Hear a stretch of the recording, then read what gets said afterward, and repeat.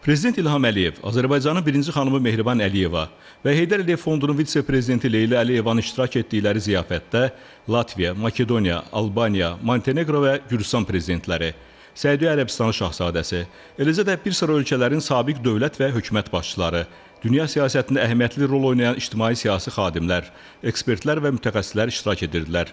Qeyd edək ki, Nizami Gəncəvi Beynəlxalq Mərkəzinin təşkilatçılığı ilə keçirilən Qlobal Bakı forumu artıq 5-ci dəfədir baş tutur və bu dəfəki 2 gün davam edəcək forumda beynəlxalq münasibətlərin gələcəyi, münaqişələrin qarşısının alınmasında dialoqun rolu, miqrasiya, multikulturalizm, qlobal təhlükəsizliyin təmin olunması və digər mühüm məsələlər müzakirə olunur. Forumda 50-dən çox ölkədən 300-ədək nümayəndə iştirak edir. Artıq Qlobal Bakı forumu ənənəvi mötəbər tədbirə çevrilib. Bir çox mühüm beynəlxalq tədbirlərin keçirilməsində zəngin təcrübə toplayan Azərbaycan, Qlobal Bakı forumuna da uğurla ev sahibliyi edir.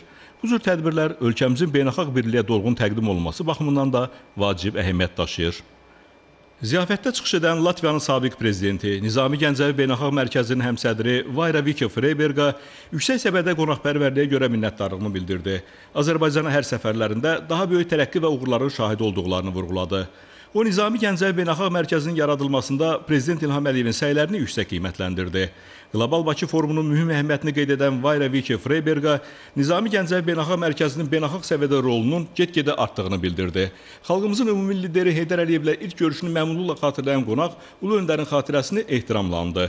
Vaira Vike-Freiberga bildirdi ki, bütün Avropa İttifaqı ölkələri, o cümlədən Latviya, belə bir ideyanı güclü sürətlə dəstəkləyirlər ki, hər bir ölkə beynəlxalq hüquqa uyğun şəkildə öz ərazi bütövlüyünü bərpa etmə hüququna malikdir.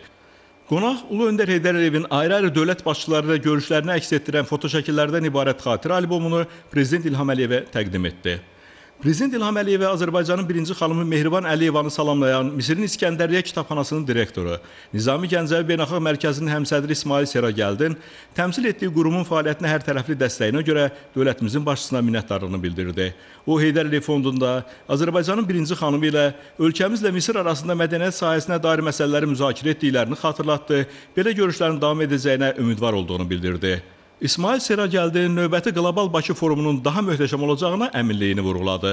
Dəyərli hədiyyə və Ulu Öndər Heydər Əliyevin xatirəsini ehtiramla andığına görə Prezident İlham Əliyev Latviyanın sabiq prezidenti Nizami Gəncəvi Beynəlxalq Mərkəzinin həmsədri Vaira Vike-Freibergaya minnətdarlığını bildirdi. Dövlət başçısı Azərbaycan tarixini istər Sovet dövründə, istərsə də ölkəmizin müstəqilliyinin əldə olunması və dövlət quruculuğunda Ulu Öndər Heydər Əliyevin müstəsna rolunu və misilsiz xidmətlərini xüsusi vurğuladı. Prezident İlham Əliyev hazırda Azərbaycanın nüfuzlu dövlətlərdən birinə çevrildiyini, çoxlu dostlarının olduğunu və gələcəyə nikbinliklə baxdığını dedi. Dövlət başçısı qeyd etdi ki, Nizami Gəncəvi Beynəlxalq Mərkəzi artıq mötəbər təsisata çevrilib və bu da dahi Azərbaycan şairi Nizami Gəncəvinin irsinin daha geniş təbliğinə əlverişli imkanlar yaradır. Prezident İlham Əliyev Nizami Gəncəvi Beynəlxalq Mərkəzinə gələcək fəaliyyətində uğurlar arzuladı.